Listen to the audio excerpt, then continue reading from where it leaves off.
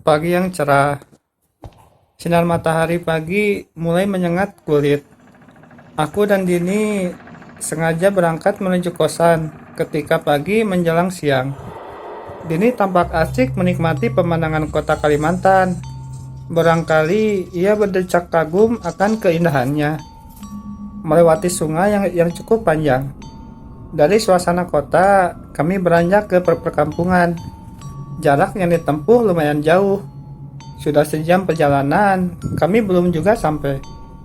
Setelah 1,5 jam perjalanan, kami melewati sebuah perkampungan yang cukup asri.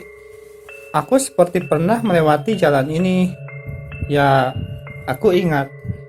Jalan ini dulu kulalui ketika pulang dari areal pekuburan sekitar 5 tahun lalu. Kenangan pahit itu seketika muncul kembali.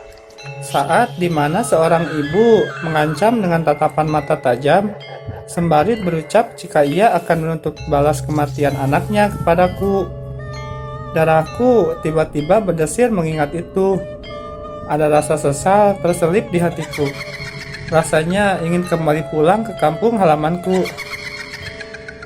Apalagi ketika mobil melewati sebuah rumah kayu dengan pepohonan di sekitarnya. Jantungku seolah terhenti. Rumah di mana seorang bapak mewanti-wanti untuk tidak menginjakkan kaki kembali di sini. Wajahku berubah pucat, tatapanku menjadi kosong. Dini yang melihatku menjadi sangat khawatir. Berulang kali ia menanyakan mengapa aku menjadi sangat gelisah. Dan aku cuma mengatakan tidak apa-apa. Sekitar 15 menit mobil berlalu dari rumah kayu itu. Kini mobil mulai berbelok dan berhenti di sebuah rumah sederhana yang halamannya cukup luas. Seorang wanita paruh baya menyambut kami dengan sangat baik. "Mari Nona, Tuan, saya Ina. Saya yang akan bantu bersih-bersih sampai sore di sini. Kantor yang menyuruh saya untuk membantu pekerjaan Nyonya," tuturnya sopan. "Terima kasih, Bi. Tapi saya biasa bekerja sendiri," tolak Dini dengan seluas senyaman ramahnya. "Bukankah Nyonya sedang hamil? Di sini wanita hamil dilarang keluar rumah dan banyak bekerja. Demi kebaikan Nyonya dan menghindari dari ganasnya," ucap Ina seketika terhenti. Ia seolah ragu ingin melanjutkannya. "Ganas? Apa yang ganas, Bi?" selidiku. "Ah, bukan apa-apa, Pak Yusuf. Mari masuk. Kalian pasti sudah sangat lelah." Ina berusaha mengalihkan pembicaraan. "Wah, asik banget suasananya, Mas. Lihat, ini banyak pohon dan bunga-bunga di sekitar." Dini berdecak kagum. Ia sepertinya begitu bahagia pindah ke tempat ini. Berbeda dengan diriku sedari turun dari pesawat. Rasa was-was tak pernah pergi. "Mas Yusuf, kenapa? Kok sepertinya gak senang kita pindah?" "Ayo dong Mas, semangat. Demi calon anak kita," ucap Dini seraya mengelus perutnya yang mulai nampak memuncit dengan wajahnya yang sumringah. "Iya sayang, maafin Mas ya," jawabku sembari mengacu perutnya lembut. Ia membelai lembut rambutku. Entah kenapa hatiku rasa terenyuh. Bulir bening tak terasa jatuh. Aku merasa sangat dilema.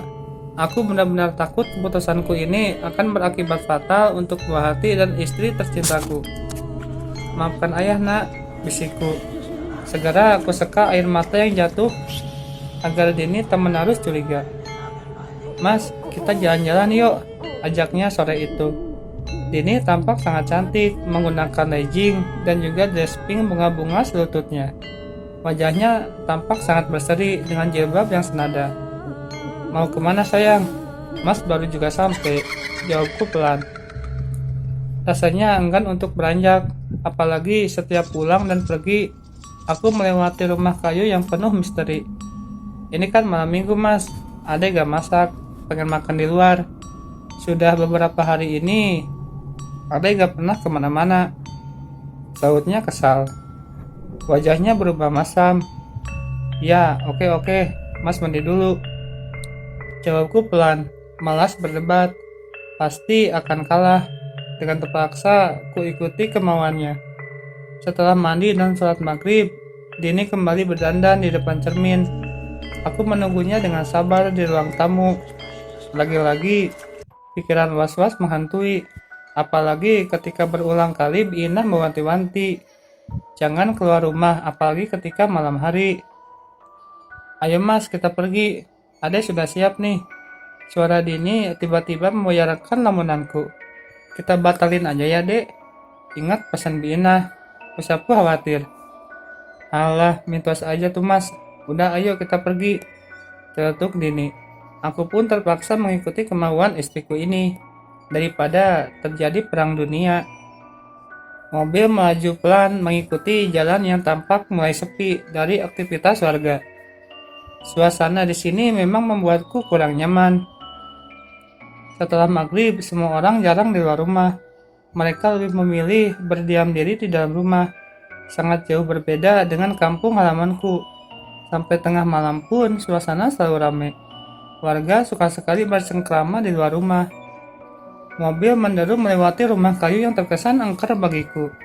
Suasana rumah tampak sangat sepi. Aku merasa heran.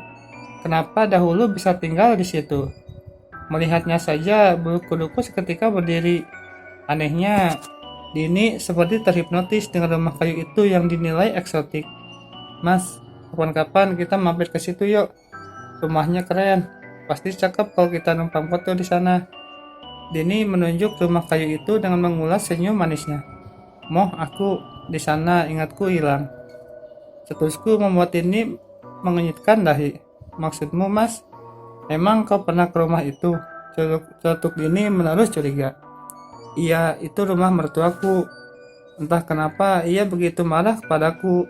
Karena lupa ingatan ya, jadi belas lupa semua, paparku. Ya malah bagus, Thomas. Kita bisa mampir ke situ. Ucap Dini antusias. Jangan berani-berani dekati rumah itu, Dek. Mas sudah membuang jauh-jauh kenangan apapun itu. Mas sekarang punya kamu.